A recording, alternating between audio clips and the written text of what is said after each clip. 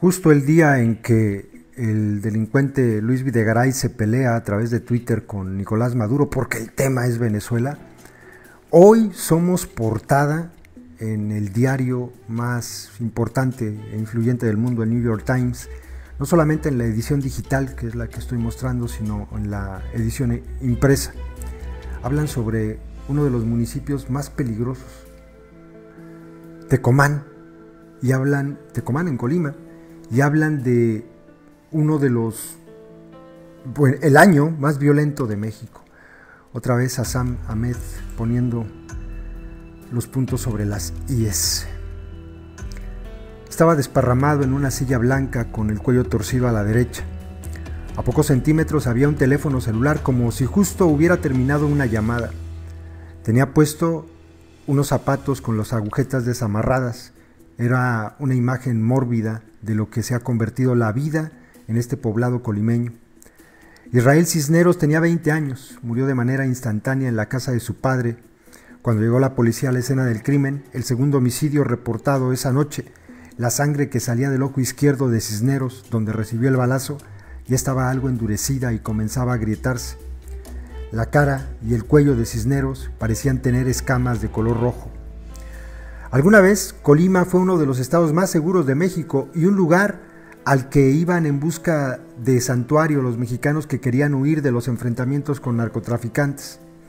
Ahora los funcionarios de Tecomán, un pueblo agricultor en la costa del Pacífico, apenas si se encogen de hombros cuando ocurren 2 homicidios en unas pocas horas. Ya no es algo fuera de lo común. El año pasado, Tecomán fue de los municipios más mortíferos de México, con una tasa de homicidio de 151.8 por cada 100,000 habitantes, según análisis independientes de datos oficiales. El promedio para todo Colima fue de 42.12 homicidios dolosos por cada 100,000 habitantes y el promedio nacional de 16.81, de acuerdo con el Secretariado Ejecutivo del Sistema Nacional de Seguridad Pública. La cifra de Tecomán bien podría aumentar al doble este año, lo que lo vuelve uno de los ejemplos más claros de una crisis nacional. México se acerca a su momento más mortífero en décadas, más de 100,000 muertos, 300,000 desaparecidos y miles de millones de dólares en la hoguera de la lucha contra el crimen organizado, y las flamas siguen vivas. En los primeros 6 meses de este año ya se han dado más homicidios a nivel nacional que en el mismo periodo de los últimos 20 años, cuando empezaron los registros. En algunas de esas escenas del crimen, como la habitación en la que Cisneros terminó tirado en una silla, solo hubo una víctima, en otras hubo varias. Pero la mayor frecuencia de estos es indicativa de la creciente violencia del narcotráfico. Los grupos criminales llegan cada vez más a zonas antes seguras y han dejado un rastro de homicidios que, según algunos conteos, es mayor al vivido en el punto más crítico de la guerra contra el narco en 2011. Lo que está pasando aquí está pasando en todo el país, en todo el estado, en todo el país, dijo José Guadalupe García Negrete, el presidente municipal de Tecomán. Es como un cáncer. Es una tendencia que para el presidente Enrique Peña Nieto representa mucho más que un vapuleo de la estrategia para combatir al crimen organizado. También es un reto fundamental a la narrativa principal de su gobierno, que México se mueve en el sentido opuesto a la violencia y la inseguridad. Antes de llegar al cargo, Peña Nieto aseguró que cambiaría la imagen del país en el mundo al transformarla de una nación agobiada a una reconocida a nivel global como líder en materia energética, educativa, comercial y en telecomunicaciones. Funcionó por un tiempo. Sus reformas económicas avanzaron en el Congreso y aun cuando la violencia se hizo evidente con la desaparición de 43 estudiantes en septiembre de 2014, aumentó el turismo y cayeron las tasas de homicidio. Era algo que el presidente mencionaba en sus discursos.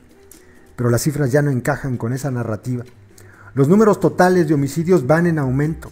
La violencia se ha hecho sentir hasta en zonas turísticas como Los Cabos, en Baja California Sur. El gobierno de Peña Nieto subestimó muy seriamente o malentendió la naturaleza del problema que vivía México, dijo David Shirk, profesor de la Universidad de San Diego, que ha estudiado la guerra contra el narco. Pensaron que con usar mercadotecnia cambiarían la conversación y enfocarían la atención de la gente en todas las cosas buenas que estaban pasando para alejarla del problema de violencia que pensaron era exagerado. El gobierno afirma que ha encarado a la violencia con toda la seriedad, pero el aumento en los homicidios lo causan diversos factores: la debilidad de la policía local y estatal, la fractura de los grupos criminales después de que sus líderes han sido arrestados, el incremento en la demanda de drogas en Estados Unidos y el flujo de dinero y armas que manda a México. El gobierno de la República se ha pronunciado públicamente sobre el repunte de violencia como un asunto de atención prioritaria, mencionó el secretario de Gobernación en un comunicado. Agregó que las Fuerzas Armadas han sido desplegadas en ciudades peligrosas como Tecomán. Ahora, ante las cifras, los funcionarios han presentado a un nuevo presunto culpable. Dicen que las reformas al sistema jurídico promovidas por el gobierno anterior fracasaron, y eso es lo que ha vuelto a México más peligroso que nunca. La reforma judicial que empezó en 2008 y culminó el año pasado con ayuda de más de $300 millones otorgados por Estados Unidos es considerada el cambio más importante de la jurisprudencia en México en más de un siglo. Pretende enmendar el Estado de Derecho y ha adoptado un modelo muy similar al estadounidense en el que hay presunción de inocencia. La evidencia se presenta en una corte abierta al público y se busca que sea más fácil esconder la corrupción. Es con ello más fácil. Eso conlleva también que no haya detenciones arbitrarias y que los sospechosos que son detenidos sin prueba deben ser liberados. Por eso varios funcionarios argumentan que el sistema acusatorio es responsable de que haya más crimen y una mayor impunidad. Durante meses, políticos del gobernante Partido Revolucionario Institucional PRI han sentado las bases para coartar el sistema acusatorio. Han buscado revertir, por ejemplo, protecciones como la inadmisibilidad de evidencia obtenida por medio de la tortura. Con el aumento de la violencia, el gobierno puede argumentar a favor de revisiones y poderes como poder detener a sospechosos durante años en lo que hay un juicio. García Negrete, el presidente municipal de Tecomán, entiende muy bien el dilema que enfrenta el presidente. Es uno de 7 hijos de una familia de agricultores de Limón, un defensor de su municipio que no quiere que se convierta en sinónimo de homicidios.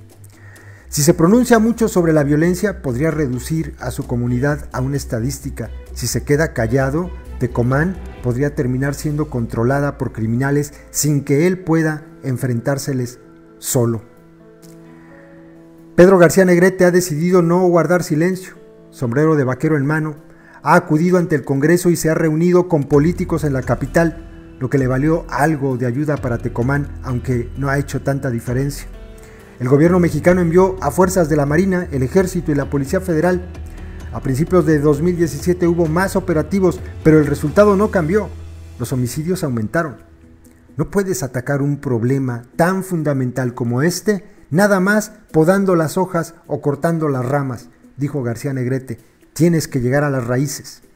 Así que decidió llevar su mensaje a la juventud. Una tarde reciente, decenas de colegiales hicieron fila en el calor del verano para la graduación de primaria, en la cual el alcalde, después de ajustarse el sombrero, dio un discurso. Tecomán estaba perdiendo sus valores, dijo.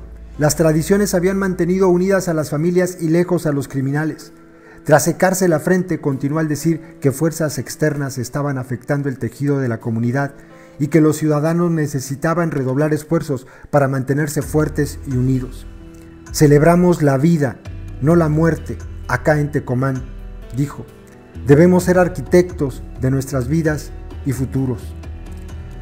Las estadísticas del gobierno sobre incidencia delictiva por meses, cuyos registros comenzaron en 1997, sugieren que hay un camino difícil por delante. Mayo y junio pasados rompieron récords de homicidios dolosos en comparación con las últimas 2 décadas. El número total de homicidios de todo México también va en ascenso. Ahí también mayo y junio rompieron récords. Este año se encamina a ser el más mortífero desde que hay registro, que comenzó en 2000, está mal el dato ahí, desde que hay registro que comenzó en 1997. Y en las calles de Tecomán hay cierto sentimiento de audacia. Una noche reciente, un Volkswagen rojo iba corriendo a casi 130 kilómetros por hora. 4 patrullas persiguieron el auto hasta que un oficial le disparó a una llanta trasera. El conductor luchó con la policía y, ya esposado, le dijo al oficial que lo tenía sometido, que se verían de nuevo. Ya saben cómo termina y qué les pasa, dijo, antes de gritarle a un amigo, ven a matarlos ya, mátalos. Qué fuerte. La violencia quizás se ha vuelto algo familiar y conocido. Los restaurantes todavía tienen clientes y las familias celebran bautizos. Las parejas se reúnen en la plaza central en la que los niños juegan fútbol y los ancianos están sentados en las bancas para disfrutar del calor del sol. Ángela Hernández llevó a su hijo de 5 años a comprar helado. Dijo que cuando se mudó a Tecomán hace una década casi no había homicidios, pero que no se siente atemorizada. Realmente solo alcanza a los que están en el mundo criminal, dijo. A la pregunta de si le preocupaba que su hijo estuviera creciendo en un ambiente donde la violencia es cotidiana, respondió, es mejor que se acostumbre. Su hijo estaba jugando cerca en el kiosco y añadió, esto no va a cambiar en nada. Es brutal. Es mejor que se acostumbre. Volvemos a hacer portada en el Times, versión digital y versión impresa, sobre temas que el Estado, que el gobierno, pues deciden mantener calladitas. Qué triste, compas, qué triste. Saludos.